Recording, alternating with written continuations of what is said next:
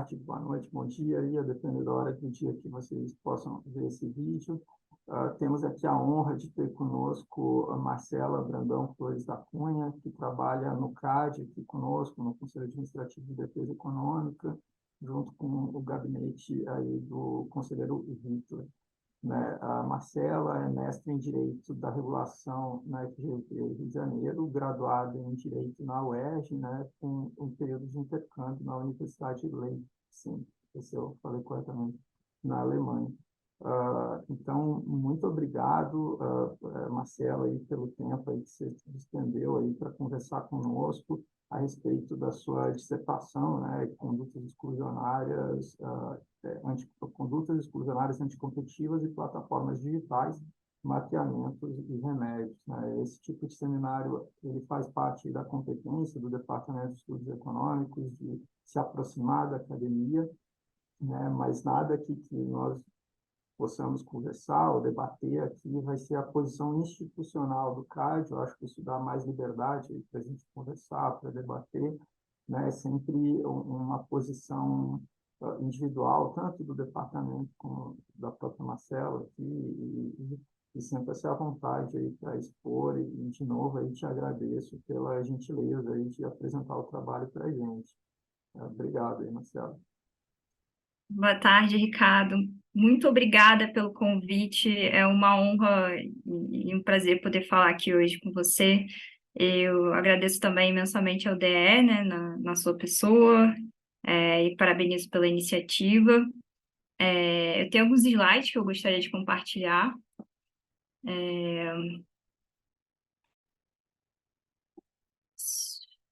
Só um segundo. Tudo certo? Tá ótimo. Então, antes de começar, né, como você bem comentou, eu faço aquela ressalva de que as opiniões que eu vou emitir aqui são minhas, e não representam o posicionamento do CAD como instituição. E como você também já mencionou, Ricardo, meu trabalho foi sobre condutas exclusionárias em plataformas digitais, né? Eu tinha o objetivo de identificar quais os problemas competitivos relacionados a condutas exclusionárias vinham sendo identificados pelas autoridades de defesa da concorrência em relação às plataformas digitais e quais soluções vinham sendo propostas. E com isso eu queria contribuir um pouco trazendo um retrato desse contexto, né? Para isso eu realizei um mapeamento e uma exploração de casos e também uma exploração das iniciativas de determinadas autoridades e outros entes públicos em relação a mercados digitais, à época da pesquisa, que foi desenvolvida em 2019 e 2020. Antes de adentrar, né, nesse mapeamento, eu primeiro conduzi uma revisão de literatura sobre as características das plataformas digitais, para que se compreenda um pouco melhor, né, no que elas se diferenciam em relação a outros tipos de negócios tradicionais. E, em seguida, com base nesse melhor entendimento de como elas operam, eu aponto em que contexto da sua atuação poderiam ser levantadas preocupações concorrenciais, falando brevemente, de modo geral, sobre condutas exclusionárias anticompetitivas e remédios antitruste. E aqui eu faço uma ressalva que o recorte que eu fiz é um recorte dentro da caixinha tradicional do direito antitruste, né? Ou seja, não é uma análise feita com base nesses novos paradigmas da política concorrencial que estão surgindo e que a gente tem, enfim, presenciado nesse momento ao redor do mundo.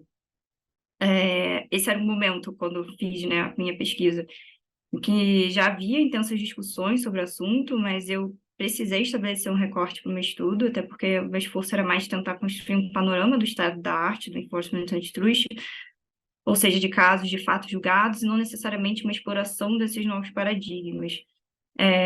Então, em uma primeira parte, eu passo pelos conceitos que já foram, enfim, amplamente debatidos nos últimos anos e que talvez muitos já tenham familiaridade, né? Então, eu falo um pouco sobre as características das plataformas digitais e como elas competem, e em seguida eu conduzo um estudo de casos de condutas exclusionárias praticadas por essas plataformas.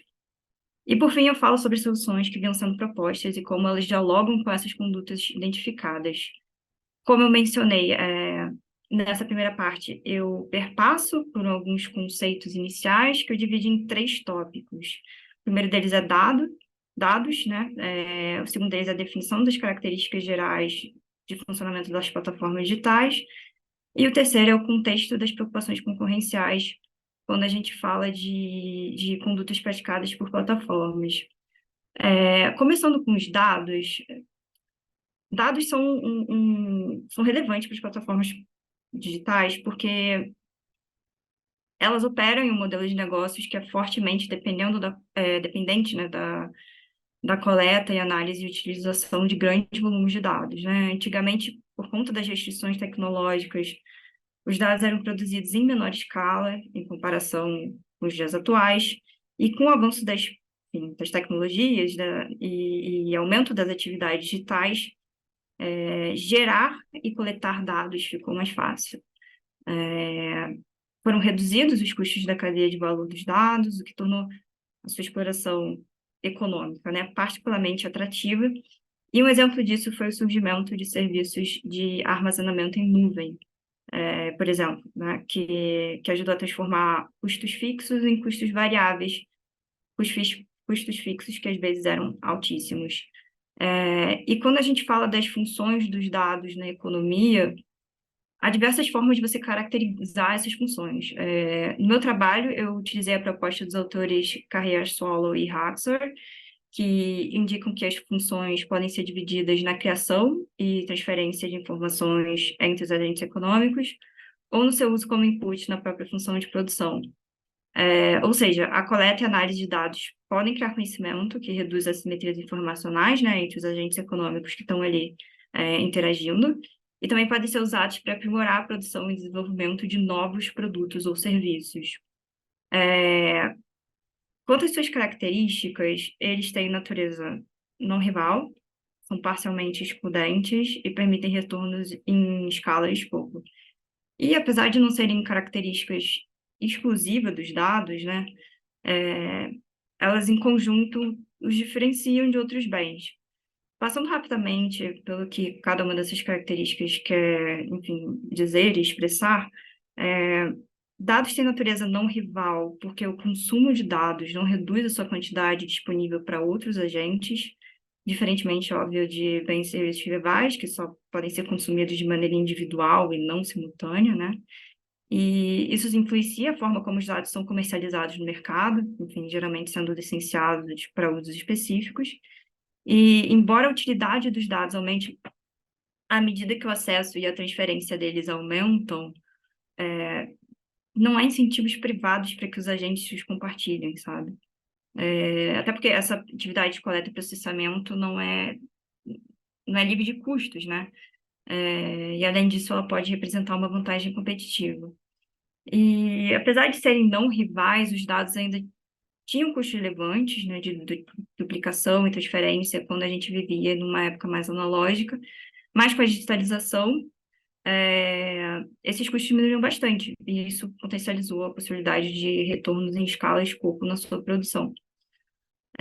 Além disso, é importante fazer uma ressalva de que dados não são todos iguais em seu valor, eles são heterogêneos, né, em muitas de suas dimensões, tipo conteúdo, formato, qualidade, o que leva a consequências econômicas diversas a depender de como eles são usados. E, por fim, os dados podem ser parcialmente excludentes, ou seja, seu acesso pode ser limitado por restrições tecnológicas ou legais. E a compreensão dessas três características ajuda a entender alguma das decisões tomadas pelos agentes, pelas plataformas digitais, né, por esses agentes de mercado que utilizam dados de uma forma bastante intensa. O valor econômico dos dados está ligado ao seu potencial para produzir conhecimento, ou seja, as informações extraídas de sua análise. E, bem, racionalmente, a coleta de dados só vai ser feita, né, se os custos forem menores do que os ganhos esperados com a atividade. E para que se gerem informações refinadas e úteis para os agentes econômicos, é necessário que haja um investimento na sua cadeia produtiva, porque, né, não precisa só de tecnologia avançada, mas também de mão de lidar com esse tipo de ativo. Então, os agentes econômicos que se dedicam à sua, enfim, coleta, análise e processamento tenderiam a restringir o seu acesso. E vale ressaltar que, no contexto das plataformas digitais, é comum, né, essa dinâmica de transação de coleta de dados, e é comum uma dinâmica de transação não monetária entre titular e coletor dos dados. Ou seja, os usuários geram dados e a plataforma os coleta como parte de uma transação, né, em troca dos serviços que ela oferta com a plataforma. E esses dados normalmente são posteriormente monetizados por meio de transações realizadas com outros segmentos de clientes, tipo anunciantes. E toda essa dinâmica vai se refletir em algumas condutas adotadas pelas plataformas, né, que a gente vai ver mais à frente. Uma vez que, enfim, dado esse panorama sobre os dados e porque eles são relevantes para as plataformas, eu avanço para um segundo tópico, onde eu discuto algumas das características das plataformas em si. As plataformas como modelos de negócios, elas existem há bastante tempo, né? Não são necessariamente associadas apenas a mercados online. As plataformas não digitais, elas têm sido objeto de estudo desde os anos 50, quando se estudava, enfim, as mídias por exemplo, mídias de anúncios em jornais, né? E a digitalização, ao eliminar as barreiras físicas, né, e permitir escala, popularizou esse modelo de negócios. E, como se era de esperar, né, a definição de plataformas e a investigação de como elas funcionam também acompanharam essas transformações do offline para o online. A pesquisa sobre plataformas pela teoria econômica foca no seu papel como intermediária de diferentes grupos de clientes, e o valor criado pela plataforma, né, ao conectar diferentes tipos de consumidores, está relacionado aos efeitos indiretos de rede. Os efeitos indiretos de rede, os efeitos de rede, né, no geral, eles podem ser diretos, quando a atratividade da plataforma depende de um mesmo grupo de usuários finais. Por exemplo, todos nós somos mais compelidos a usar um determinado aplicativo de mensagens, todo mundo está usando ele. Não faria sentido usar um que ninguém usasse, né? E os efeitos e que ninguém usa. E os efeitos indiretos, por outro lado, né, são aqueles que esse valor é fruto da presença de diferentes grupos de usuários. Por exemplo, nas redes sociais que a gente já conhece, os anunciantes são atraídos por plataformas que concentram um maior número de usuários ou usuários que passam mais tempo, né? Tem maior engajamento. E, portanto, em mercados com efeitos de rede, as escolhas de cada consumidor afetam o valor obtido por outros consumidores. E eu apenas faço uma ressalva aqui que os efeitos de rede não necessariamente se referem apenas ao número de usuários, né? Dependendo da plataforma, eles também podem se basear, por exemplo, na quantidade de conteúdo ou no número de produtos e serviços oferecidos. Como as plataformas geralmente atuam como intermediários de dois ou mais grupos de usuários, elas buscam equilibrar os incentivos para conseguir a adesão de todos esses grupos. Isso porque elas precisam conquistar uma quantidade mínima ali, né, de colaboradores e usuários finais para ter sucesso e manter algum nível de crescimento sustentável. E os efeitos de rede têm um papel fundamental nesse processo, né? Porque nas fases iniciais a plataforma enfrenta um desafio de escassez inicial, assim, de usuários e colaboradores, né? Que diminui sua atratividade pelos possíveis usuários e colaboradores. Então, tem esse desafio inicial. E nesse cenário, a estratégia de precificação se torna uma variável importante. Isso porque a plataforma, por exemplo, ela pode definir os preços das transações entre as partes ou deixar que os criadores de conteúdo, os provedores de serviço, enfim, os anunciantes que atuam nela definam esses preços. Por exemplo, a Apple permite que os desenvolvedores independentes estabeleçam o preço dos seus aplicativos na Apple Store, mas ela mesma determina os preços das músicas no iTunes, né? Na iTunes Store. Então, esse tipo de escolha sobre a governança da plataforma, né, se é mais centralizada, se é mais descentralizada, também afeta o seu modelo de negócios. E os dados são um ativo essencial também nesse processo, porque as plataformas podem se apoiar total ou parcialmente na sua capacidade de comercializar informações dos usuários para anunciantes ou outras empresas.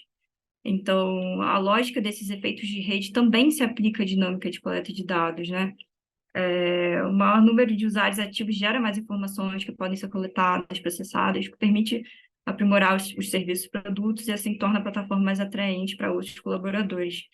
E ainda que em muitos casos o acesso a uma grande quantidade de dados seja relevante para as empresas, também é importante fazer uma ressalva de que ter mais dados não significa necessariamente ter uma maior vantagem competitiva, né? Porque o valor econômico do dado, como eu já comentei anteriormente, depende mais da utilidade da informação que eles podem oferecer, ou seja, da capacidade da gente extrair essa informação, e também da capacidade da gente extrair essa informação, do que da quantidade de dados em si, né? Os benefícios de ter acesso a dados, por exemplo, podem diminuir à medida que a quantidade de dados aumenta, que o valor da informação adicional talvez possa diminuir.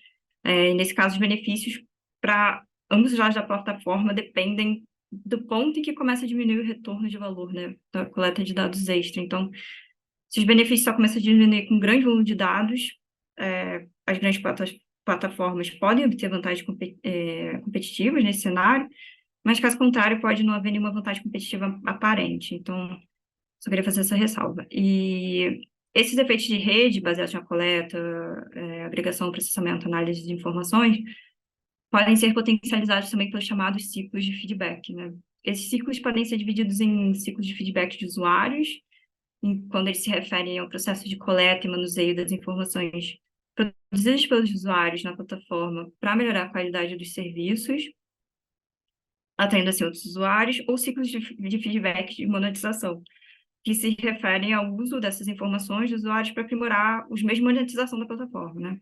Como, sei lá, refinamento da publicidade direcionada, por exemplo.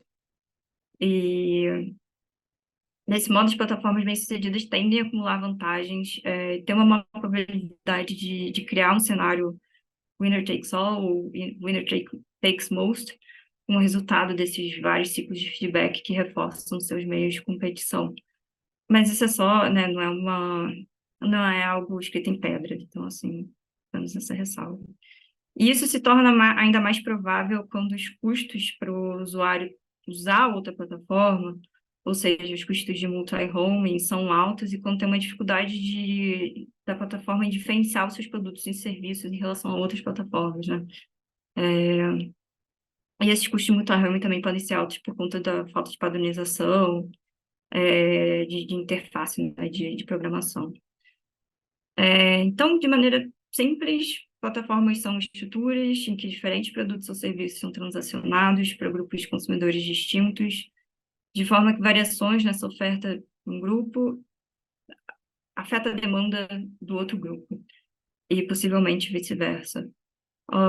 E apesar das diversas interpretações que você encontra na literatura, há alguns pontos que são geralmente aceitos quando a gente fala sobre os conceitos aqui apresentados. Primeiro, a existência de intermediários, né, que conectam dois ou mais grupos de clientes, uma estrutura de preços definida pelo intermediador, e esses preços podem assumir várias formas, como eu já comentei, e a presença de efeitos de rede indiretos que o intermediador procura aproveitar. E considerando essas características, né, as estratégias competitivas das plataformas digitais podem ser diferentes daquelas adotadas por empresas que operam com modelos de negócios mais tradicionais, como eu já comentei, o que pode influenciar a aplicação da legislação antitrust. E também a capacidade das plataformas de controlar o acesso a serviços e produtos também pode levantar preocupações concorrenciais. Então, quais seriam as preocupações concorrenciais no contexto, né, de atuação dessas plataformas digitais?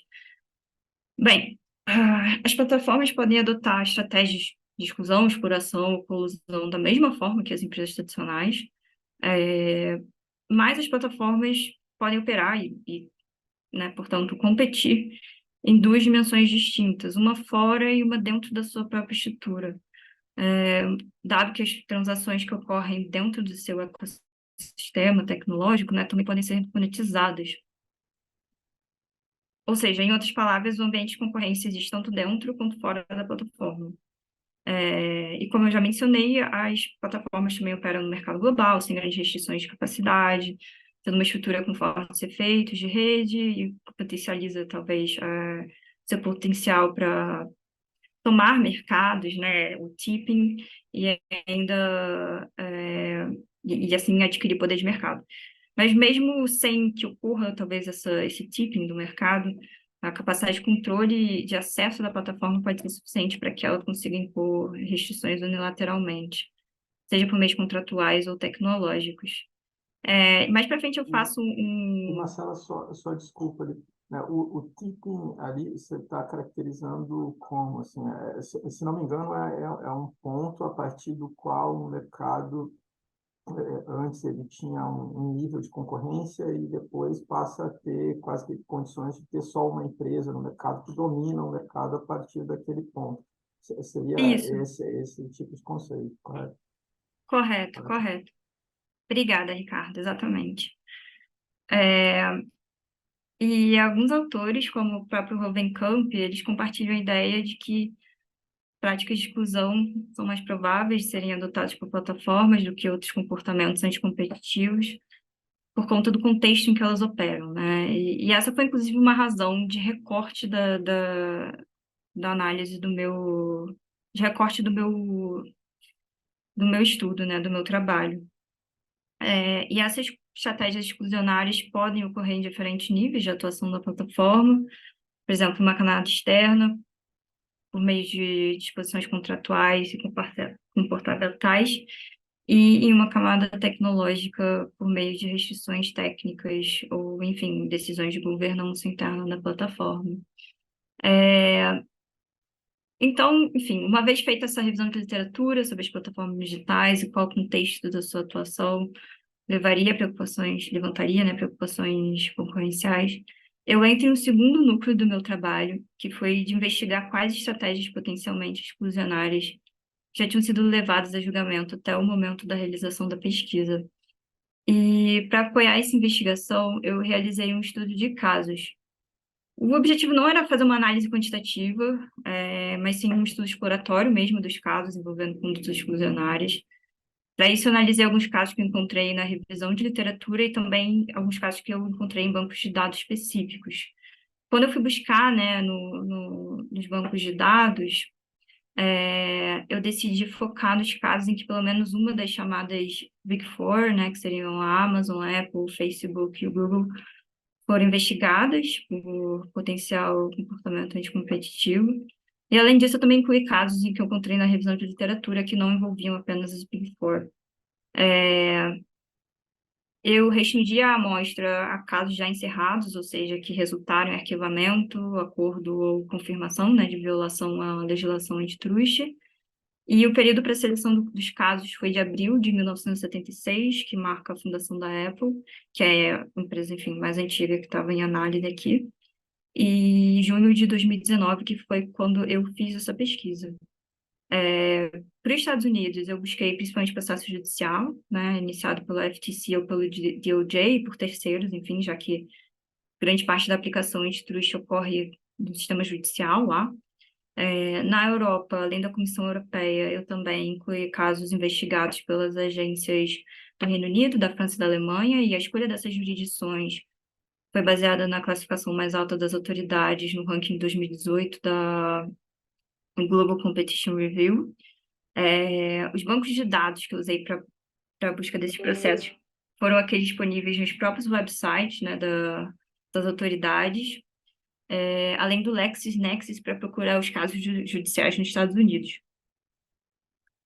E para procurar nesses bancos de dados das autoridades, eu só usei o nome das empresas, só que na LexisNexis eu combinei o nome das empresas, né, com os termos antitrust e o termo da empresa mais antitrust, empresa mais competition.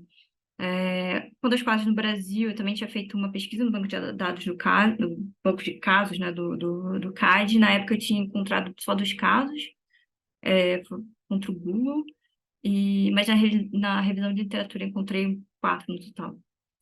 E para começar, né, cada resultado foi avaliado de forma preliminar, para, enfim, selecionar aqueles que eram relevantes, considerando o propósito do meu trabalho, ou seja, eu procurei casos em que pelo menos uma das empresas foi acusada em um processo judicial ou administrativo por violar as legislações de defesa da concorrência.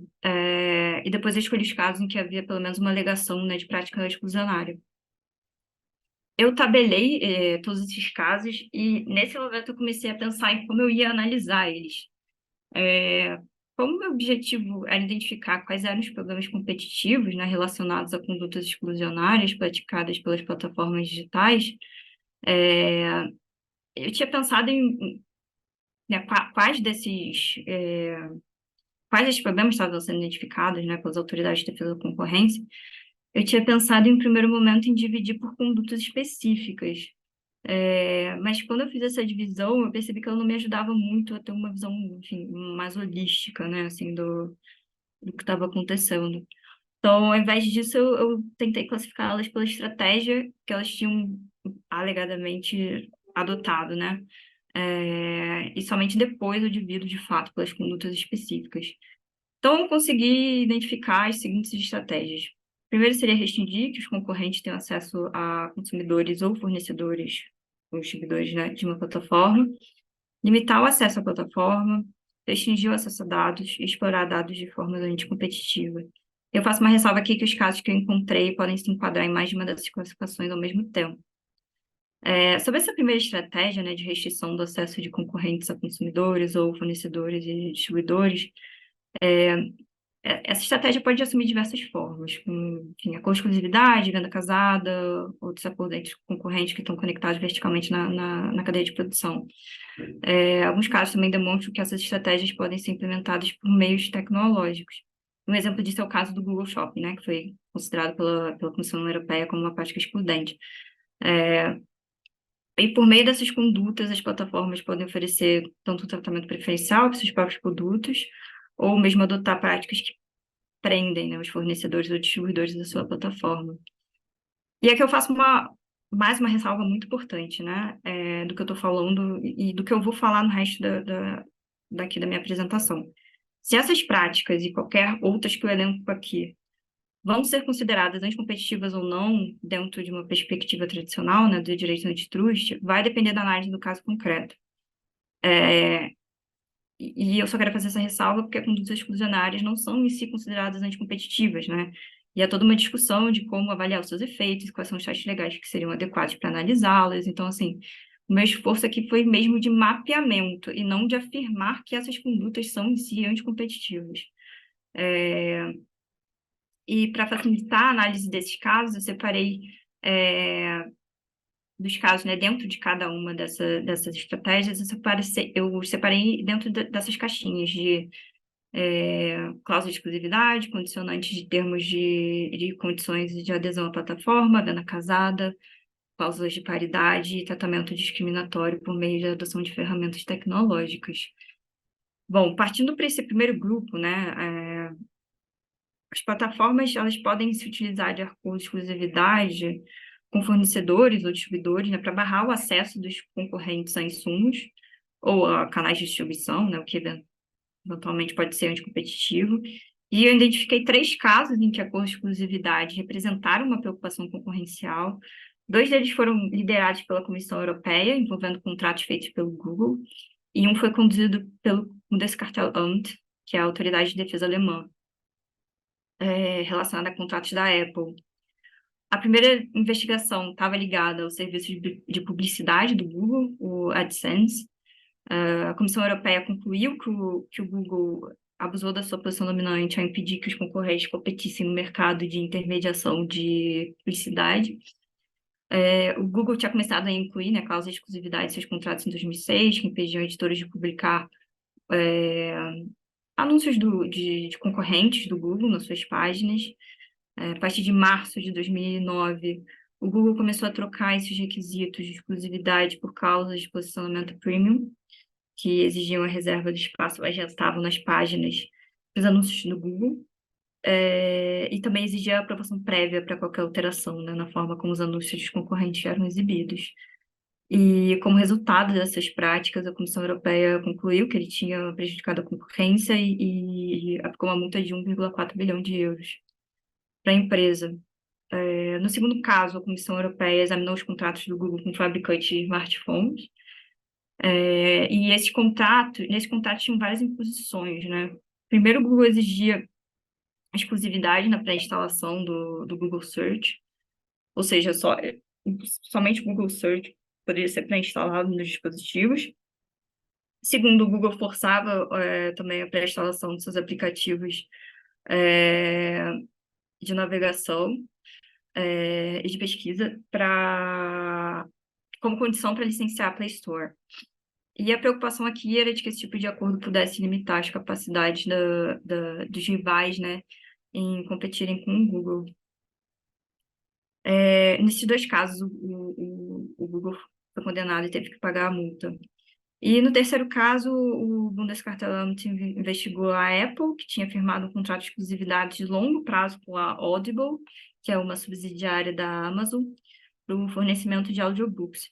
E esse acordo, ele obrigava a Apple e a Audible a comprarem e fornecerem serviços exclusivamente um do outro, né? E durante a investigação, as empresas decidiram abandonar essas cláusulas de exclusividade e o Bundeskartellamt encerrou o processo sem tomar uma decisão formal.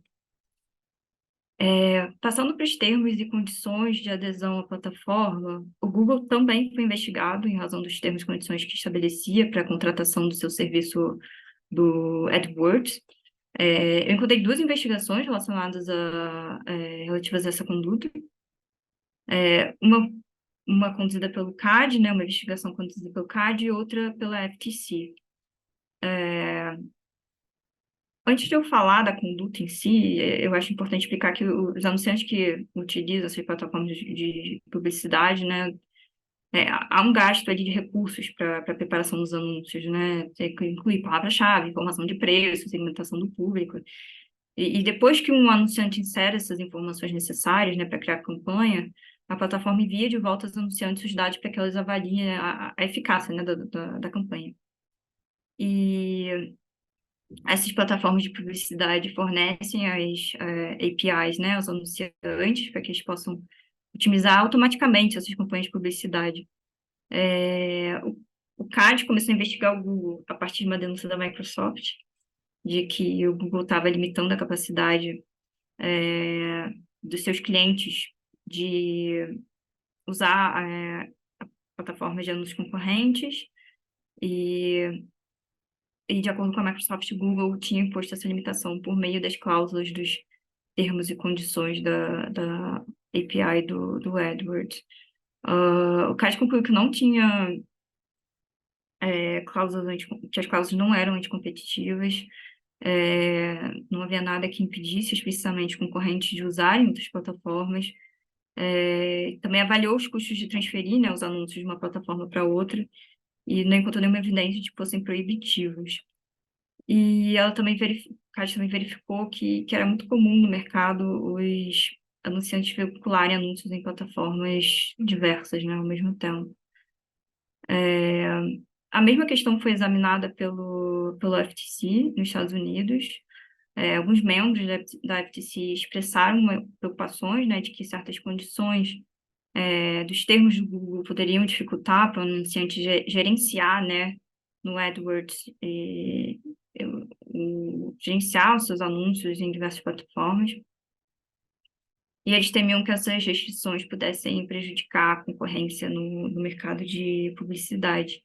E, em resposta a essas preocupações, o Google concordou em eliminar essas restrições, e a principal dessas restrições era uma restrição de cópia automatizada, né, dos dados das campanhas publicitárias para exportação para outras plataformas.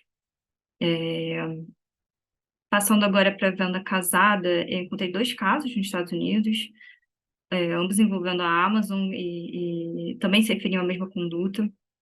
No primeiro caso, a BookLocker, que era uma editora pequena, né, que imprime livros sob demanda, acusou a Amazon de vincular a sua loja online de livros, né, a sua bookstore, aos serviços de impressão oferecidos da sua subsidiária, que era a BookSearch, e esse caso terminou em um acordo.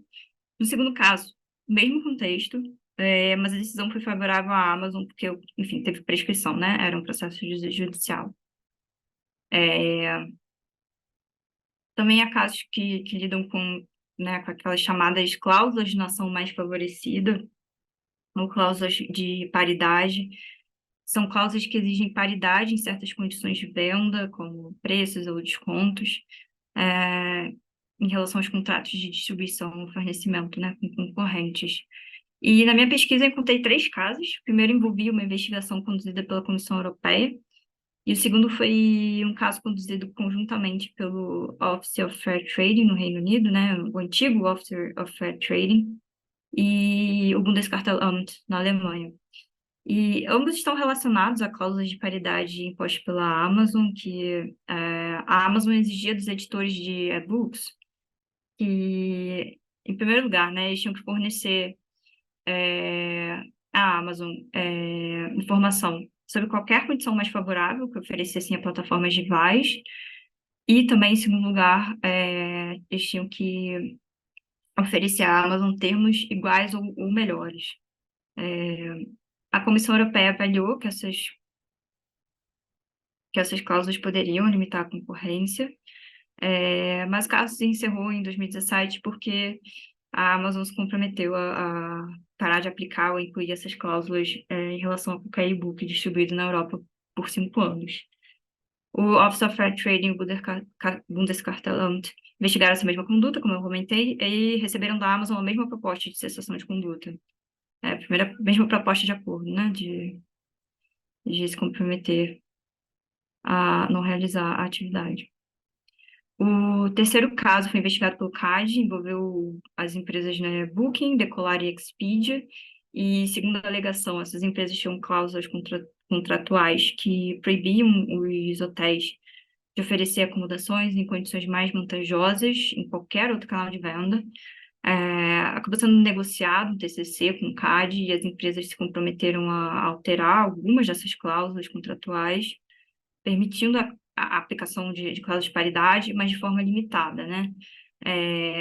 O CAD reconheceu que havia evidências suficientes para sugerir a existência de efeitos negativos para os consumidores como resultado desse uso restrito das cláusulas, mas o seu uso restrito ainda não estaria claro, ou seja, como se permite cláusulas que restringem o hotel de ofertar os quartos por preços ou condições diferenciadas em uma plataforma online própria, mas se impede a existência de cláusulas que exigem paridade no fornecimento de preços e, enfim, condições em plataformas concorrentes.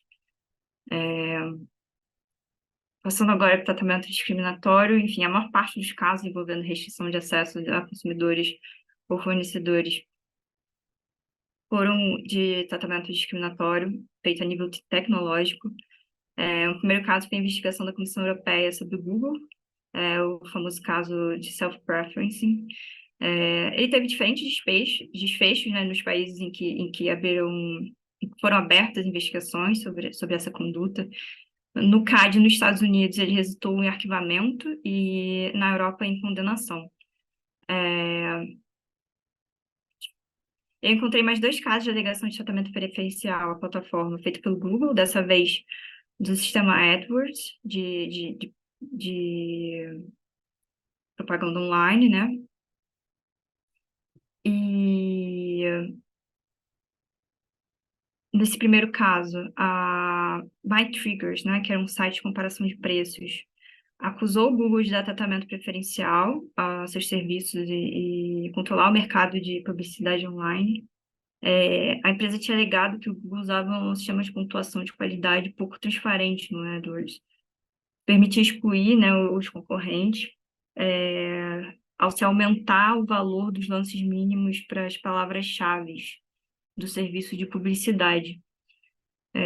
Mas o tribunal acabou concluindo que a empresa só tinha conseguido identificar danos a si própria, quanto a lei antitrust, obviamente, exige a demonstração de danos à concorrência no geral, né? Não só a uma empresa específica. E, da mesma forma, a Trade Comet, que operava uma ferramenta de pesquisa, ferramenta de pesquisa mesmo, concorrente ao Google, comprou publicidade no site da Google por meio do AdWords, e a empresa também alegou que o Google tentou reduzir o tráfego né, para a Trade Comet ao aumentar o custo da sua publicidade. O Google se defendeu, afirmando que o aumento do preço das palavras-chave era devido ao uso do algoritmo, que ajustava os preços de acordo com com a qualidade da página, enfim, e a qual anúncio ela estava vinculada, o que foi acatado pelo tribunal, e o caso foi arquivado. O Google também foi acusado de tratamento preferencial ao seu mapa online, né, o Google Maps. Esse foi um caso que ocorreu no Reino Unido, e essa Street Map alegou que o Google deu uma vantagem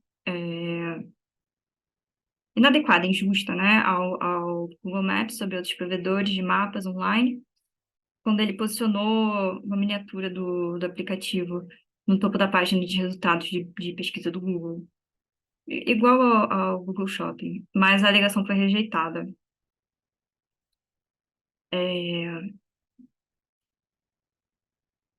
Apenas de passando, a gente acabou de ver que os casos que discutiam a limitação do acesso de concorrentes a consumidores ou fornecedores distribuidores, seja através de estratégias que prendiam esses consumidores ou fornecedores e distribuidores à plataforma, seja por meio de condições contratuais, né, ou priorizando os seus produtos e serviços. Agora eu separei os casos em que foram feitas alegações de restrição de concorrentes a produtos ou serviços oferecidos pela própria plataforma. E aqui entra aquela discussão de plataforma como um unavoidable trading partner ou simplesmente um agente detentor de um espaço comercial, um espaço de troca que seria mercadologicamente muito relevante. E essa limitação de acesso à sua própria plataforma, à sua própria infraestrutura, ocorre normalmente quando ela compete em mercados, quando a plataforma, né, compete em mercados ajusante a montante ao mesmo tempo. E todos esses casos aqui envolvem alguma forma de alegação de restrição de acesso à plataforma em si, seja na forma total ou em relação aos termos em que esse acesso é concedido. E essas restrições podem ocorrer também por meios tecnológicos, como, enfim, softwares que impedem interoperabilidade entre diferentes sistemas, ou pela recusa em fornecer outros tipos de, sei lá, licenças, né, ou simplesmente a recusa de atuação. As condutas questionadas variam e eu dividi elas em recusa em negociar, acordos verticais no geral e tratamento discriminatório. Sobre a recusa em negociar, as preocupações realmente surgem quando as plataformas também competem com seus próprios parceiros comerciais, né, em um mercado downstream. Naquele caso antigo da Microsoft, por exemplo, os casos começaram com uma alegação de que a Microsoft se recusava a fornecer informação de interoperabilidade necessária para operar no sistema do Windows. Normalmente são casos com esse tipo de teor. O primeiro caso que eu elenquei aqui envolve restrições contratuais. Foi uma investigação da FTC sobre as práticas de licenciamento da Motorola Mobility, do Google. Em 2012, o Google tinha adquirido a Motorola Mobility, que tinha um portfólio de patentes bem robusto, né? E muitas dessas patentes eram necessárias, eram essenciais, digamos, para atingir os padrões da indústria e permitir interoperabilidade mínima. E a FTC entendeu que o Google não cumpriu com o seu compromisso de licenciar essas patentes sobre os friend terms, né? Os termos justos, razoáveis e não discriminatórios. E de ter tomado, ou ao menos ameaçado, tomar medidas judiciais contra empresas que precisavam desse licenciamento. O Google assinou um termo de ajustamento de conduta que proibia ele de processar potenciais licenciados, além também de impedir que houvesse nesse bloqueio, né, do pedido, né, de qualquer patente essencial que ele já tinha se comprometido a licenciar. O segundo caso surgiu de uma denúncia na França, feita pela Virgin Mega, que é um site de download de músicas, contra as práticas de licenciamento de software da Apple.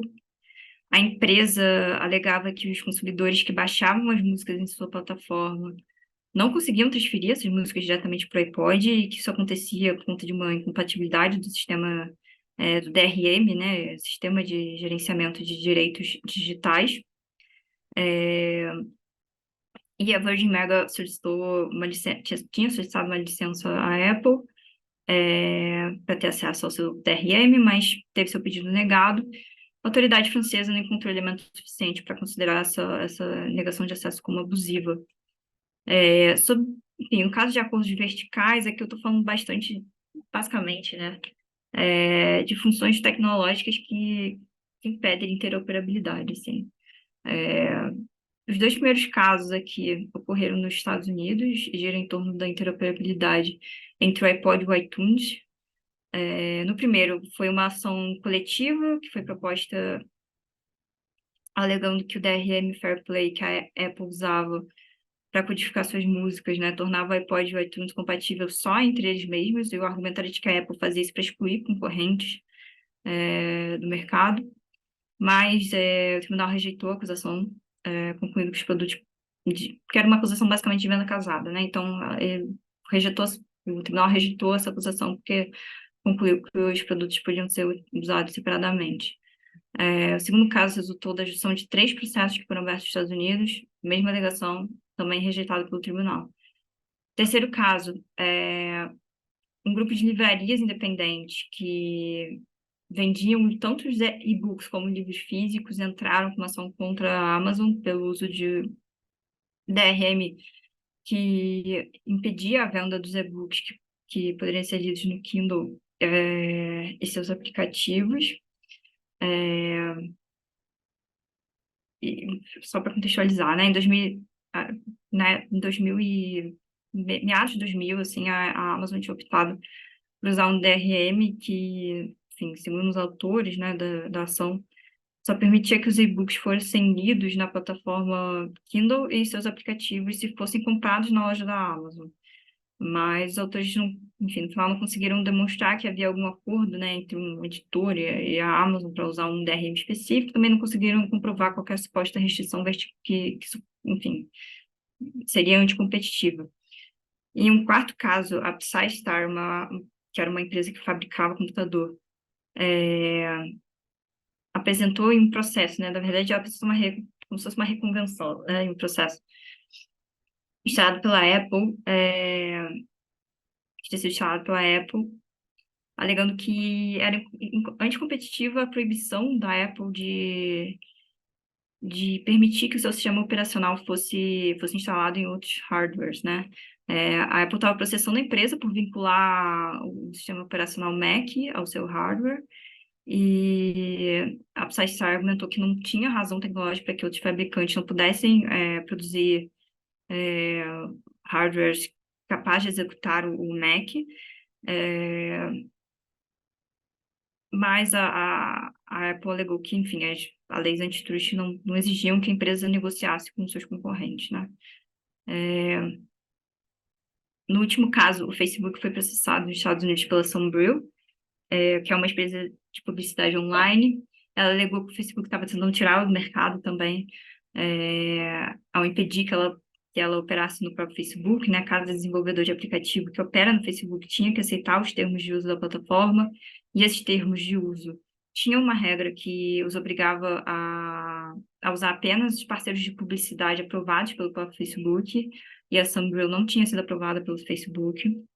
O tribunal concordou também, enfim, ele afirmou que o Facebook tinha o direito de controlar o seu próprio produto, estabelecer os termos que, enfim, os seus usuários, desenvolvedores, o anunciante tem que obedecer para poder usar, né, a plataforma.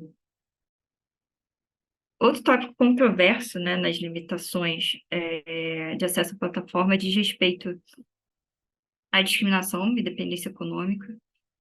Em teoria, né, as plataformas seriam livres para escolher seus parceiros comerciais, mas, enfim, há casos em que se argumenta que o eventual banimento seria discriminatório, em razão da dependência econômica, né, em relação à dependência econômica existente em relação à plataforma. A legislação antitrust da União Europeia tem uma observação específica sobre isso, né, no artigo 102 do Tratamento de Funcionamento da União Europeia, de que uma empresa dominante pode estar abusando da sua posição se ela aplicar condições diferentes a transações equivalentes com outros parceiros comerciais.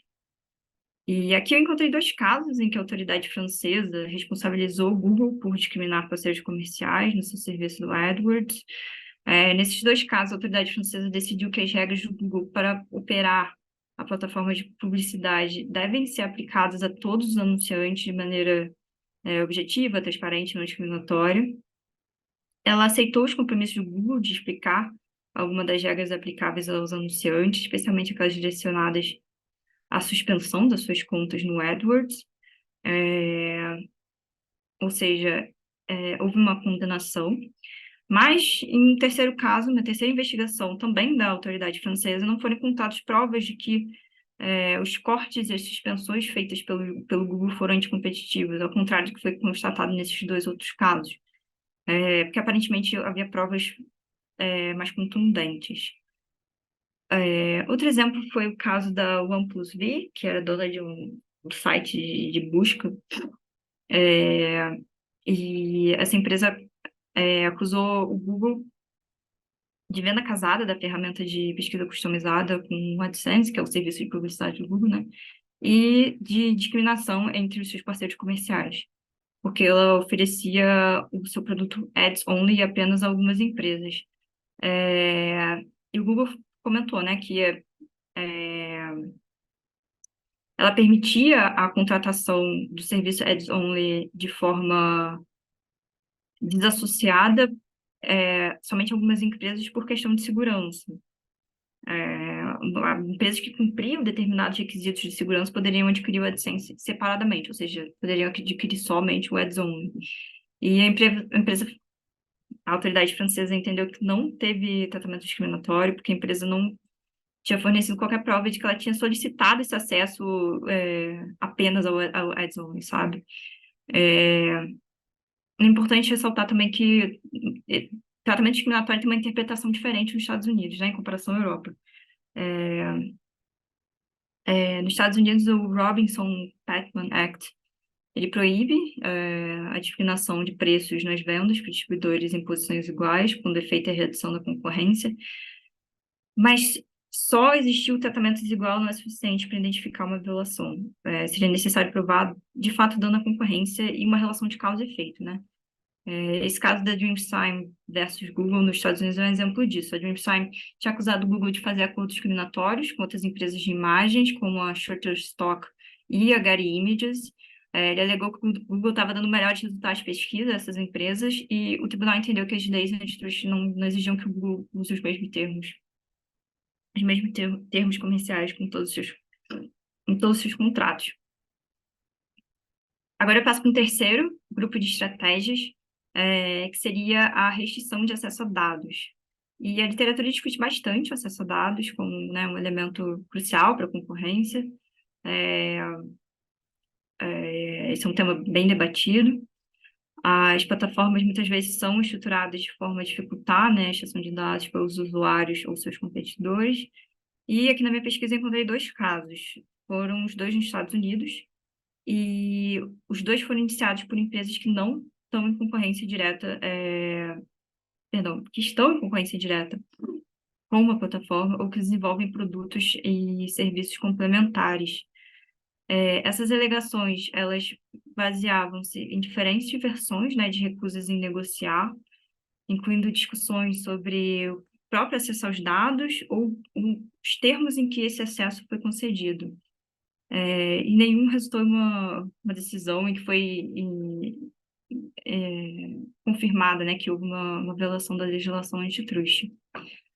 Nesse caso, People Browser contra o Twitter, por exemplo, a discussão era sobre os termos de acesso aos dados, né, não sobre o acesso em si. A People Browser era uma empresa que analisava os dados do Twitter para identificar usuários influentes e, enfim, vender informação, né, sobre reação de consumidores, produtos, serviços. E em novembro de 2012, o Vitor tinha informado aos seus clientes e a People Browser e a outros colaboradores, né, que não forneceria mais acesso completo ao seu banco de dados ativo. E para acessar esses dados, a People Browser teria que negociar com um dos revendedores de dados certificados do Twitter. Em 2013, eles chegaram a um acordo. A People Browser teria acesso total até o final de 2013, a partir de 2014 ela teria que negociar com o revendedor de dados autorizados pelo Twitter. E um segundo caso envolveu o Facebook, um site chamado Power Ventures. O Facebook permite que terceiros desenvolvam, né, aplicativos para sua plataforma, desde que eles sigam certos protocolos e procedimentos. E de acordo com os protocolos e termos de uso do Facebook, a troca de dados ela é habilitada quando terceiros usam o serviço Facebook Connect, né, que permite que os usuários façam login do perfil do Facebook em outros sites ou aplicativos por meio das suas informações de login. Mas o Facebook exige que isso seja feito de acordo com os seus termos, né? A Power Ventures era uma plataforma online que permitia combinar dados de usuários de várias redes sociais, como LinkedIn, MySpace, Twitter, o que seria legal, segundo argumentou o Facebook. E a principal alegação foi de que a Power Ventures acessou o site do Facebook violando seus termos de uso. E quando o Facebook tentou impedir o acesso não autorizado da empresa, ela teria contornado as suas barreiras técnicas. E a Power Ventures, por outro lado, né, ela argumentou que o Facebook estava adotando práticas anticompetitivas ao limitar o acesso aos dados dos usuários e também de ameaçar concorrentes. O tribunal, no final das contas, rejeitou as alegações da Power Ventures e concluiu que a empresa estava fazendo, enfim, cópias não autorizadas das páginas dos usuários do Facebook. Então, no primeiro caso que eu comentei aqui, a plataforma e desenvolvedor não eram concorrentes diretos, os dados serviam para desenvolver um produto complementar à plataforma, e já no segundo caso, o acesso foi solicitado como uma estratégia para permitir que terceiros movessem dados para suas próprias plataformas, né, que são, enfim, concorrentes diretos. Agora, passando para o último grupo de estratégias, uma preocupação concorrencial relevante surge quando as plataformas digitais têm acesso restrito, né, aos dados das atividades de seus usuários e concorrentes. Essa conduta envolveria uma lógica de exploração, primeiro, seguida de exclusão. Eu identifiquei 3 casos, né, relacionados a essa estratégia. Uma investigação conduzida pela autoridade alemã sobre a coleta de dados de usuários do Facebook fora da plataforma, e 2 investigações sobre a suposta extração de informações de plataformas concorrentes pelo Google, conduzidas no CAD e no FTC, e pelo FTC. Esse primeiro caso foi uma investigação do Bundeskartellamt, foi um caso bem famoso, na época causou bastante buzz, sobre a atividade do Facebook de coletar informações dos usuários por meio de sites terceiros, né, sem consentimento expresso dos usuários, e a autoridade alegou que essa conduta prejudicava a concorrência por 2 motivos principais. Primeiro, violava as regras de proteção de dados, o que faria com que o Facebook tivesse uma vantagem competitiva injustificada em relação aos seus concorrentes, fortalecendo a sua posição dominante no mercado. E, em segundo lugar, a violação poderia ser considerada um abuso excludente, já que o Facebook coleta informações inacessíveis aos concorrentes e usa essas informações para inibir a sua operação, enfim, aumentar barreiras à entrada. A decisão do Bundeskartellamt foi contestada e o Superior Tribunal Regional de Düsseldorf não considerou a conduta como anticompetitiva. Um outro caso relacionado ao uso anticompetitivo de dados foi analisado pelo CAD. O CAD, a controladora dos sites Buscapé e Boticário, fez uma denúncia contra o Google, né, alegando que a empresa estava praticando scraping ao copiar o conteúdo de anúncios, de review de anúncios, de review de produtos para utilizar na sua própria plataforma, para utilizar na sua própria plataforma de comparação de preços, que era o Google Shopping. Mas o CAD entendeu que o conjunto probatório era insuficiente para comprovar, enfim, a ocorrência de uma conduta anticompetitiva, apesar da possibilidade teórica, né, de que o scraping pudesse configurar uma prática anticompetitiva. Não foi possível considerá-la, né, nesse caso específico, por conta de falta de sistematização dessa conduta. O Google também, nesse caso, apresentou uma declaração de intenção, né, se comprometendo a não exibir o conteúdo rastreado no Google Shopping por pelo menos 5 anos. E, segundo essa proposta, o Google também forneceria uma opção opt-out do Google Shopping para exibição desse tipo de conteúdo. A FTC já tinha analisado essa mesma conduta em 2013 e tinha encontrado indícios de preocupações concorrenciais. E o caso foi arquivado depois que o Google concordou, por meio de um acordo, né, com a autoridade, em interromper a conduta. Agora eu passo para o último núcleo do meu trabalho, né, que são as propostas de remédio antitruste que vinham sendo feitas na época que eu fiz a pesquisa. A competição, enfim, no mundo digital realmente traz novos desafios quando se trata de analisar comportamentos que podem ser anticompetitivos. Isso tem sido um foco para as autoridades de defesa da concorrência e, enfim, para os centros de pesquisa e para a academia, né, em todo o mundo, pelo menos desde 2017, 2018. Isso vem provocando questionamentos sobre a eficácia dos métodos tradicionais de análise que a gente usa. E esses estudos e propostas que estavam e ainda estão, né, sendo feitos, discutem a possibilidade de se usar ferramentas regulatórias não tradicionais para políticas de defesa da concorrência, e eles geralmente são apresentados como complementos à atuação antitruste, né? A ideia é que a política de defesa da concorrência não precisa ser a única a carregar o fardo de, enfim, conter comportamentos anticompetitivos, né? Podendo, enfim, ser utilizadas outras ferramentas para alcançar esse objetivo. Mas a questão principal é como, né? Como se faz isso? Eu selecionei à época as iniciativas relevantes, considerando, enfim, os objetivos específicos do meu trabalho. E para selecionar os documentos, eu considerei se eram relatórios finais e não meramente preliminares, focados na dinâmica da concorrência em mercados digitais e que apresentavam uma análise de remédios antitruste. Depois de revisar os relatórios, eu agrupei agrupei essas propostas em algumas categorias de ferramentas, que foram a regulação ex ante de plataformas digitais, soluções de interoperabilidade, soluções de compartilhamento de dados e acordos de pooling, portabilidade de dados e desenvolvimento de códigos de conduta. Sobre a regulação ex ante, um dos principais pontos de argumentação apresentados nos documentos que versavam sobre esse assunto na época era de que as autoridades de defesa da concorrência não estavam conseguindo monitorar adequadamente os comportamentos, né, no mercado digital, e responder a esses desafios a tempo. Então, a defesa, nesses relatórios, nesses documentos, da criação de áreas dedicadas à supervisão de mercados digitais dentro das próprias autoridades, ou então até mesmo a criação de novos tipos de regulação, ou de reguladores, para monitorar especificamente plataformas digitais. Também é mencionada a possibilidade de os poderes desses novos reguladores serem complementares aos das autoridades de defesa de concorrência, permitindo ações conjuntas. Por exemplo, o novo regulador poderia ser responsável por implementar alguns remédios impostos pelas autoridades, como são a portabilidade de dados.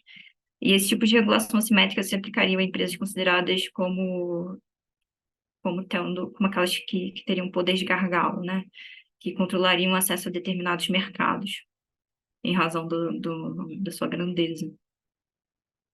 O relatório da autoridade australiana, por exemplo, ela cita 5 circunstâncias que justificariam uma regulação ex ante, complementar, né, a política de defesa da concorrência, e estas incluem principalmente quando o mercado tem pouca transparência ou a conduta causa externalidades negativas, quando as investigações exigem monitoramento constante e dados específicos que as partes não produzem normalmente, quando intervenções rápidas são necessárias para evitar a tomada de controle do mercado, quando há pouca transparência no mercado, a ponto de as partes não conseguirem identificar os problemas e denunciá-los, e quando há práticas que, embora não prejudiquem a concorrência, possam prejudicar o bem-estar do consumidor, como os casos envolvendo monopsônios ou discriminação de usuários.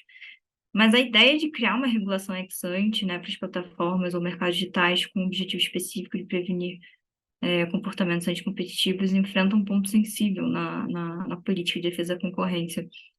Um dos dilemas básicos na regulação concorrencial envolve o conflito entre a necessidade de você intervir, do Estado intervir, né, para proteger a concorrência, e o reconhecimento de que essa interferência, enfim, quando excessiva ou inadequada, pode prejudicar o mercado, né?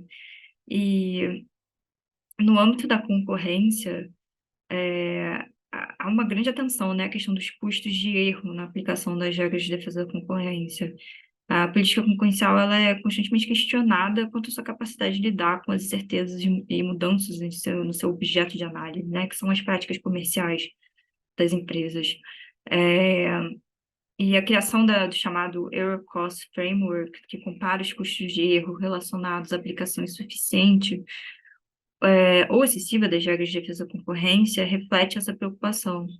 Um dos aspectos desse framework é que ele sugere que os custos sociais associados aos erros tipo 2, que seriam os falsos negativos, seriam menores do que os tipo 1, que seriam os falsos positivos. Isso porque se acreditaria que as forças de equilíbrio do mercado podem lidar minimamente com suas falhas, né? Mas não seriam capazes de lidar com uma interferência causada por decisões estatais. E parte da literatura que defende uma postura menos intervencionista nas plataformas digitais utiliza conclusões baseadas nesse framework. No cerne das críticas ao enforcement concorrencial nesses mercados, atualmente está a desconexão entre os mecanismos de análise antitrust tradicionais, né, focados em análise de preços e os novos arranjos e técnicas de competição adotados pelas plataformas. E existem críticas na literatura que questionam essa abordagem mais contida, né, da política de defesa da concorrência, principalmente quando se trata de plataformas digitais. Alguns autores eles destacam que há necessidade de reavaliar os pressupostos tradicionais da análise. Eles argumentam que assumir que a falta de, enfim, que a não aplicação das regras concorrenciais nesse mercado apresentam menores riscos ao bem-estar econômico pode ser uma suposição errada e que as particularidades que diferenciam as plataformas das indústrias tradicionais nem sempre resultariam em uma policy, né, de menor intervenção. E mesmo em mercados convencionais, eles argumentam que a implementação das regras concorrenciais nunca dependeu inteiramente, né, dos pressupostos estruturais tradicionais, né? Os mecanismos de análise, como a definição de mercado relevante, sempre foram tratados como ferramentas, não como fins em si mesmos. Enfim, a essência da política antitrust não mudaria, né? Seria a intervenção da autoridade antitrust ainda seria justificada, apenas quando houvesse dano à concorrência, e quando as ferramentas regulatórias disponíveis pudessem realmente remediar esses danos, né, sem criar efeitos colaterais prejudiciais.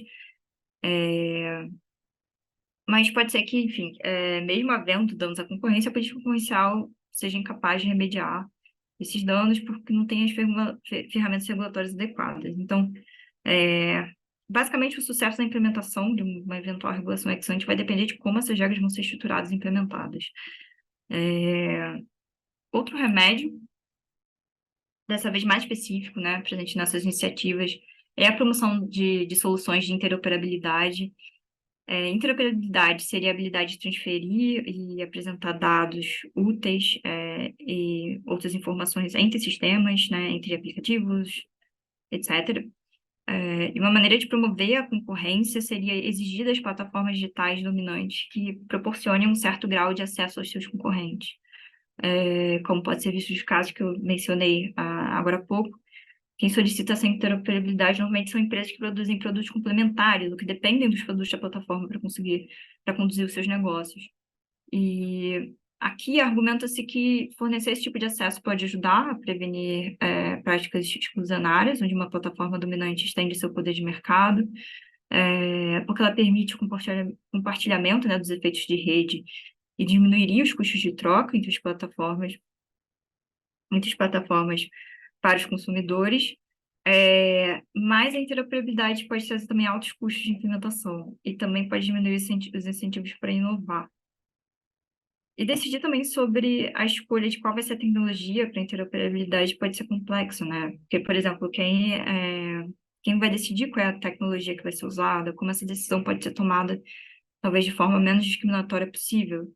E, nesse sentido, dos autores, Rogerson e Shalansky, sugerem 3 soluções alternativas que não requerem esse tipo de interferência nos negócios, né, e decisões tecnológicas das plataformas. Primeiro seria exigir não discriminação no fornecimento de acesso, mesmo que não se controle diretamente os termos desse acesso. segundo seria exigir interconectividade a custo zero e, se for necessário, estabelecer... O terceiro, né, se for necessário estabelecer tarifas para interconexão. O regulador poderia exigir que as partes que não chegaram a um acordo sobre essas tarifas aceitem uma arbitragem para definir um preço de acesso justo. Agora, partindo para a questão do compartilhamento de dados, esse pode ser um campo minado, né, quando se trata enfim, novas leis de proteção de dados pessoais. Ainda que se considere o compartilhamento de dados como possível remédio, isso se torna particularmente delicado quando envolve a divulgação de dados pessoais dos consumidores. Isso pode causar atritos, né, entre as leis de defesa da concorrência e as normas de privacidade, especialmente quando se exige o acesso à divulgação de informações dos consumidores batidos por plataformas digitais, né, como forma de restaurar a concorrência. Porque, por exemplo, se antes, em casos como o da Microsoft, se discutiu o acesso a informações corporativas, né, como plano de negócio, dados técnicos, hoje a questão é mais complexa, porque qualquer remédio que impõe acesso a dados provavelmente vai envolver informações sensíveis dos consumidores, segundo a legislação de proteção de dados. E, além disso, enfim, há poucas discussões, né, sobre se um remédio antitruste de acesso a dados diretamente pode ser condicionado ao consentimento de consumidores ou os interesses de privacidade do consumidor, enfim. Por outro lado, também nada impede que empresas dominantes possam, né, se utilizar dessas questões como justificativa para práticas exclusionárias, né? E isso levanta a questão, né, de quais seriam os parâmetros que a gente poderia criar ou usar para distinguir justificativas válidas de condutas que impactam negativamente o mercado. E esse compartilhamento de dados, ele pode ocorrer na forma de uma entrega direta ou através de acordos de pooling.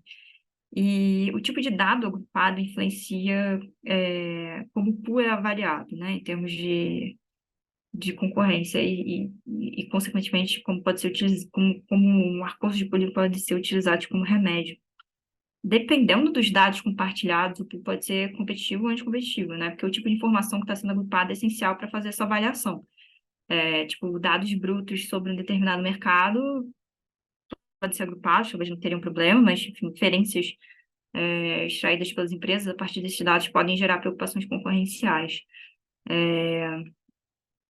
Já sobre a portabilidade de dados, em alguns relatórios, como o relatório de 2019 da Comissão Europeia, sobre política de defesa, sobre política de concorrência para a área digital, a portabilidade é vista como uma ferramenta potencial para lidar com questões concorrenciais de acesso. Teoricamente, quanto mais fácil é a transferência de dados entre plataformas, maiores são os custos de multi-home, né, aumentando a probabilidade de retenção dos usuários. Isso poderia prejudicar a concorrência, com uma eventual redução dos incentivos para desenvolver novos produtos, inovar, já que os usuários tenderiam a ficar na mesma plataforma. Mas a forma como a portabilidade de dados é tratada na regulação da privacidade e nas políticas antitruste pode ser diferente, né? Na política de privacidade, a portabilidade de dados se aplica apenas a dados pessoais e se estende universalmente, né, a todas as empresas em todos os mercados. E na política antitruste, a portabilidade de dados seria apenas em casos específicos, né, para estimular a inovação e a concorrência. Por exemplo, o próprio artigo 102 do Tratamento sobre Funcionamento da União Europeia permite o uso da portabilidade como uma solução para, enfim, uma recusa em negociar que seja considerada um abuso anticompetitivo. Mas a portabilidade pode ter diferentes impactos da concorrência, dependendo dos diferentes modelos de negócio das plataformas, né? E se o mercado relevante de análise envolve produtos e serviços complementares ou substitutos. Também vai depender muito de como é aplicado esse remédio no caso concreto. Por fim, a gente tem os códigos de conduta, né? O protocolo antitrust. No relatório do Reino Unido, Unlocking Digital Competition, de 2019, uma das recomendações para garantir a concorrência elencados foi a criação de códigos de conduta.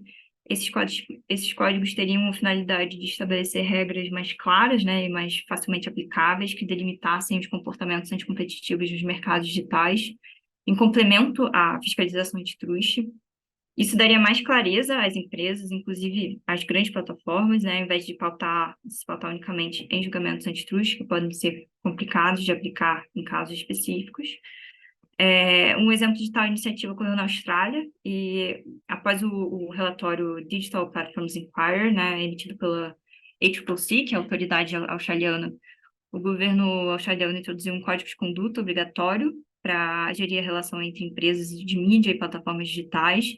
Isso aconteceu por conta do reconhecimento de um desequilíbrio nos poderes de barganha, e o relatório australiano tinha várias recomendações, né? E uma delas era o desenvolvimento de implementação de um código voluntário para lidar com essa questão. A tentativa com base na colaboração não foi bem sucedida, então o governo decidiu implementar um código de conduta obrigatório. Embora, enfim, essas questões democráticas, né, sobre o acesso à informação estivessem no cerne da questão na iniciativa australiana, a ideia de usar códigos de conduta é considerada uma alternativa nesses relatórios para fiscalização antitruste.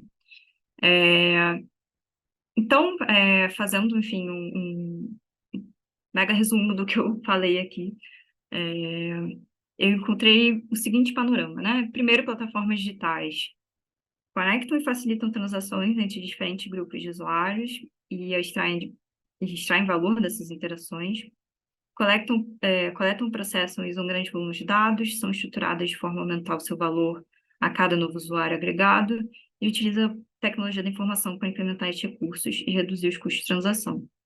E devido ao contexto em que elas atuam, as condutas fusionárias são uma preocupação concorrencial.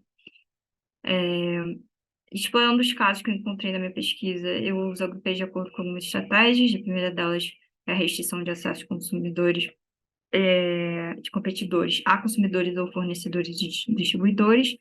Em relação a esses, houve acordos e condenações nos casos em que a plataforma digital impôs condições mais favoráveis aos seus próprios serviços ou produtos por meio de acordos de exclusividade, discriminação por arranjos tecnológicos, cláusulas de paridade e termos e condições de adesão à plataforma. Quanto à restrição do acesso à plataforma em si, houve condenação ou acordo nos casos houve condenação e acordo, né, nos casos em que a plataforma digital se recusou a licenciar patentes consideradas essenciais e discriminou entre seus consumidores. Quanto à restrição do acesso a dados, foi encontrado um caso em que foi firmado um acordo entre as partes, em que a plataforma digital tinha restringido o acesso a dados a um colaborador que desenvolvia um produto complementar ao serviço ofertado pela plataforma. E quanto à exploração anticompetitiva de dados, houve um acordo em um caso em que a plataforma digital copiou conteúdo concorrencialmente relevante de um concorrente, né, para uso na sua própria plataforma. E é interessante notar que os remédios adotados pelas autoridades para a solução desses casos foram comportamentais, incluindo, enfim, a concessão de licenças, a suspensão de cláusulas contratuais consideradas anticompetitivas, o fim da discriminação tecnológica e o fim do tratamento discriminatório, né, ajustando as regras internas da plataforma. E acho que muito do que eu encontrei nessa minha pesquisa foi fruto do fato de que as discussões que a gente está vendo hoje, né, que são muito mais avançadas, né, à época, elas ainda, apesar de não ser tanto tempo atrás, assim, né, apenas 3 anos, 3 ou 4 anos, e do nosso tempo, hoje em dia, elas, enfim, evoluíram de forma muito rápida, e então os remédios propostos, as soluções dos casos concretos, ainda refletem uma avaliação antitruste tradicional, né? Basicamente é isso, Ricardo, não sei se você tem algum comentário, algo a acrescentar, e eu agradeço muito, né, a plataforma, que você, enfim, concedeu, né, para não só a mim, mas para todo mundo, né, que estuda direito da concorrência e que às vezes fica muito no seu próprio mundinho ali, né, de acadêmico, que, enfim, você faz trabalho, você pensa, gente, ninguém vai ler isso aqui, né, tipo, um negócio grande, termos chatos, meu Deus do céu, né, E é muito legal ter esse espaço para poder, enfim, compartilhar as coisas que a gente encontra e que a gente produz. Obrigada. Ah, não, Marcela, de maneira alguma é chato e, pelo contrário, muito obrigado. Eu só ia pedir para você descompartilhar a tela para a gente conversar um Ah, pouco. claro. Mas primeiro, obrigado aí. Eu acho que o teu brilhantismo aí tá expresso aí não só no teu trabalho, mas na tua apresentação. Foi excelente aqui o que se apresentou para a gente. E eu acho que essas discussões, elas realmente aí, né, estão aflorando tanto no Brasil como internacionalmente, né, sobre como tratar plataformas, como tratar esses mercados digitais. E eu acho que a gente vai tendo um amadurecimento institucional e também do direito concorrencial, né, a respeito de todos esses temas, né? E daí, por exemplo, você mencionou a discussão dos friend terms, né? E que isso aí foi, de fato, entendido, tá certo que era quando o Google tinha comprado uma parte, uma discussão com a Motorola, e teve a gente teve alguns casos aqui no CAD, né, em que se debateu a discussão sobre patentes essenciais, por exemplo, no caso o Gradiente Phillips, né, e que o CAD entendeu à época que quem faria a análise da essencialidade da patente seria o INPI. Só que o INPI não faz esse tipo de análise, né? Então, acho que é uma discussão que, de fato, é própria aí de outros ramos do direito, né? Seja um debate que pode ter uma discussão ainda no âmbito civil ou em outro aspecto, e possivelmente também no direito concorrencial, né? Mas não é uma discussão tão simples, né?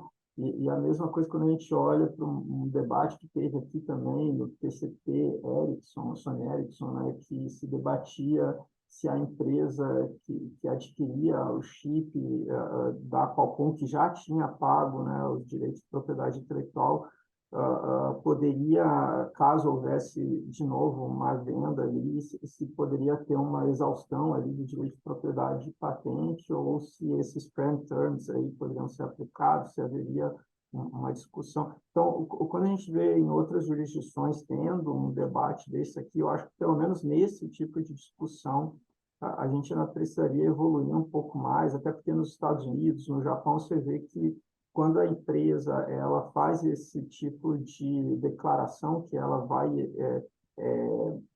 para se adotar um determinado padrão de uma indústria, né, ela vai licenciar a termos justos, equitativos, né, e ela não cumpre isso, né, o simples fato de você ir ao judiciário procurar uma liminar, uma medida cautelar, isso não é visto como algo ilícito, né? Não como um exercício do direito de petição que se espera, né? E é óbvio que é possível que a Autoridade de Defesa da Concorrência tome uma postura mais formalista, dizendo que o direito de petição é sagrado e que você não, e que você deve respeitar esse tipo de direito de petição. Mas quando tem esse tipo de debate a respeito de patentes, de novo, esse é só um caso ali, né? Você cita aí, eu acho que muito, de maneira muito didática, uma série de casos envolvendo essas plataformas e como esses casos eles são distintos ou têm essa distinção, né? Desde o início ali da sua apresentação, você fala como que as plataformas elas são distintas dos mercados tradicionais, né? Seja porque a gente não deve olhar simplesmente os custos marginais elevados, como você vê em outros, você tem uma análise de custo ali, né, e produção muito grande, aqui você tem toda a discussão, né, que você levanta dos loopings de feedback, que você pode ter nas plataformas, você tem uma série de outras coisas que torna e intensifica uma série de questões quando a gente está olhando para mercados digitais, né? Mas eu fico um pouco com receio quando a gente trata, em especial, dessa regulação ex ante, é que tem, e de novo, é a minha opinião, não quer dizer que, mas eventualmente você pode ter um tipo de postura que é, por exemplo, contrária à verticalização e por ser necessariamente contrário à verticalização de uma plataforma, por exemplo, a Amazon vendendo a Amazon Basics, que em diversos mercados é o produto mais barato que existe. Ao se negar esse tipo de possibilidade, né, da plataforma ser verticalmente integrada, eventualmente os consumidores podem sofrer algum tipo de pressão de preço para cima, podem ter elevações aí nos preços, e daí esse tipo de debate vem também a reboque aí, como da redefinição de objetivos do direito concorrencial, e há quem diga que você tem que olhar para fairness e não só para preços, outras coisas, mas é um efeito que deva se esperar, é um momento que você impede os produtos mais baratos de chegarem aos consumidores, né? Isso é um custo, né, que a gente teria que pagar a respeito de um fairness que eu não sei bem em que medida isso destoaria tanto e seria tão justificável a ponto de a gente esquecer parte aí do que seria tradicionalmente defendido no direito antitrust, que seria olhar caso a caso e não partir de o que a gente chama de enforcement laws, né? Se impedir a verticalização de uma vez por todas e, e ter uma intrusividade assim grande em alguns aspectos. Por exemplo, o debate do Google Shopping, né, que se teve uma discussão de self-preferencing, eu acho que tem até uma dificuldade de saber, de determinar o que é self-preferencing, como sendo uma prática totalmente distinta de uma discriminação já tradicional, né? Porque um algoritmo, né? O algoritmo ele te dá uma resposta, e a resposta não existe uma realidade objetiva que esse algoritmo deva pesquisar, ou seja, se eu procuro os 10 lugares melhores para viajar, né? Não existe qual a resposta certa para essa pergunta, né? Eu acredito que se eu perguntar para várias pessoas, eu vou conseguir respostas distintas, né? E mais do que isso, né? Será que é impossível eu dizer, olha, eu acho que o meu lugar onde eu tenho é o melhor lugar para viajar, e é algo verticalmente integrado. Eu tenho um hotel aqui, é algo que deva ser impedido, e em que medida a gente teria, partindo do pressuposto que exista uma resposta objetiva, que um algoritmo conseguisse chegar a partir de uma fórmula matemática, né? Há uma viabilidade do Estado conseguir lidar com tamanha quantidade de dados e auditar esses algoritmos e ver se há ou não discriminação nesse sentido, assim, né? Claro que eu não estou querendo chegar a nenhum tipo de resposta pronta sobre isso, mas é seguramente um desafio, e por isso que eu acho que talvez quando se debateu esse tipo de questão, existe esse debate preliminar se é possível chegar em algo tão objetivo assim quando se trata de uma conduta como essa. É óbvio que essa não é a única, e você cita uma série de outros debates, outras discussões que podem realmente ser discriminatórias, mas também quando a gente olha para a Europa, né, você tem um debate que é exploratório lá, né? Então, em que É. medida você tem aí uma intersecção entre o que a gente vê na Europa sobre isso, e também, quando a gente olhou, por exemplo, o scraping aqui, né, tinha um debate se o Google exigia o no robots, né?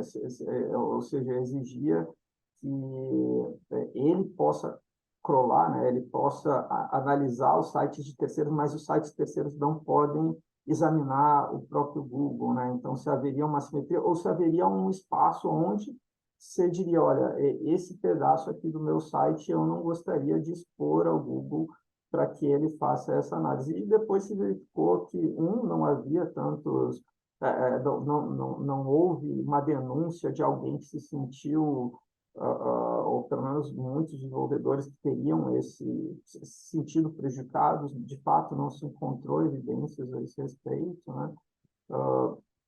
Mas, enfim, isso eu acho que mostra aí o quão difícil esse tipo de novas teorias e novas venda casada tecnológica, né, que você faz aí uma venda do dispositivo com aplicativos específicos, etc. E seguramente torna aí a atividade antitrust muito mais complexa, né? Isso que você ainda abordou do ponto de vista unilateral e exclusionário, né? A gente ainda tem como que as plataformas mudam muito como a gente analisa cartéis, né? Porque agora, tendo possibilidade de corrupção algorítmica, né? O debate antitrust vai para outro nível, né, de discussão. Mas eu não sei se você quer reagir, mas de novo aí te agradecer imensamente aí pela qualidade da pesquisa, pelo brilhantismo aí, pela forma didática que você conseguiu colocar um assunto tão difícil assim, de maneira muito clara. Obrigada, Ricardo. Não, é só comentar mesmo que realmente é muito difícil, né? Talvez até separar o que você vai estudar, né, hoje em dia em relação a esses assuntos. Quando eu estava fazendo, né, minha pesquisa, é, eu, eu, eu me deparei, assim, eu tive que pensar o que eu queria fazer, né, primeiro, porque é, eu pegava um caso, eu lia sobre o caso, aí quando eu vi, eu estava me adentrando, assim, especificamente sobre, por exemplo, quando você falou French terms, aí toda uma discussão enorme, sabe, vários artigos e tal. Então, dá para fazer, né, uma dissertação sobre isso, sabe? French terms, entendeu? Então, assim, de certa forma, eu tive que ser menos adentrar menos nessas discussões, porque o meu objetivo de fato era mapear o que estava acontecendo, entendeu? Então, acho que tem muito fruto para estudo, assim, hoje em dia, muito, sabe? Muita coisa para pesquisar, para entender. E uma coisa que eu achei interessante quando eu estava, enfim, quando eu estava estudando os casos, foi justamente que eu consegui enxergar, né, assim, certas estratégias que eram feitas pelas plataformas e como eram as alegações, né? Então, assim, às vezes era uma venda casada, mas quando você ia ver o que era a conduta em si, não encaixava, né, no que é a venda casada que a gente conhece, né? Assim, o time, né, do direito antitruste. Aí você fica, gente, mas como, né? Você vai encaixar essa conduta numa das caixinhas? Aí você fica um pouco. É interessante, assim, quando você analisa os casos, né, mais a fundo. É, Mas, enfim, é isso. Obrigada, Ricardo. Realmente é, muito fruto enfim, para novos conhecimentos aí no futuro. Como eu comentei, foi um estudo que eu fiz em 2019, né? Então já tem um tempinho e talvez hoje em dia, assim, olhando para trás, a gente sempre quer mudar um pouco, né? Sempre dá para ficar melhor. Então, a gente olha sempre com um olhar mais crítico para as coisas que a gente fez assim no passado. Então, enfim, quem quiser ler tem que pensar nisso, né? Que talvez não leia com os olhos de 2023, leia com os olhos de 2019. Mas é isso. Muito obrigada pelo espaço. Obrigado. A gente que agradece, hein, Marcelo, e independente aí de quando, parabéns aí, o teu trabalho está excelente. Hein? Muito obrigado mesmo aí pela explicação, pelo trabalho e por tudo. Tá bom? E deixamos aqui o DE também de portas abertas para eventuais novas pesquisas e discussões aí que se entenda aí também que seja relevante. Tá bom? Obrigada, Obrigadão, Ricardo. hein? Até Tchau, mais. tchau.